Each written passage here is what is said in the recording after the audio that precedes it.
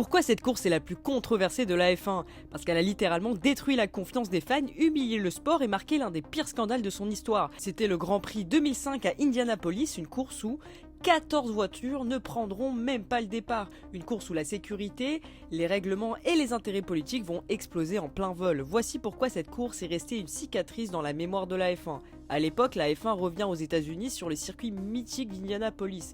Mais la saison 2005 est dominée par une guerre intense entre les manufacturiers de pneus, Bridgestone contre Michelin. Et cette année-là, un règlement controversé interdit de changer de pneus pendant la course, sauf en cas de crevaison ou de danger immédiat.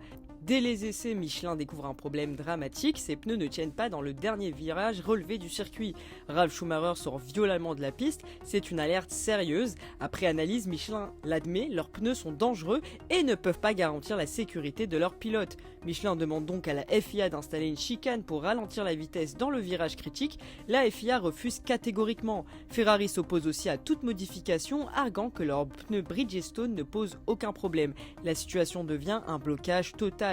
Le 19 juin 2005, le monde est choqué. Seules 6 voitures prennent le départ. Toutes les équipes équipées de pneus Michelin quittent la piste après le tour de formation. Les tribunes hurlent, des canettes sont jetées sur la piste, un désastre absolu pour l'image de la F1. Ce scandale a profondément marqué la Formule 1 et a gravement compromis sa crédibilité aux États-Unis. Il faudra attendre 2012 et l'arrivée du Grand Prix d'Austin pour que la F1 retrouve enfin une place stable sur le sol américain.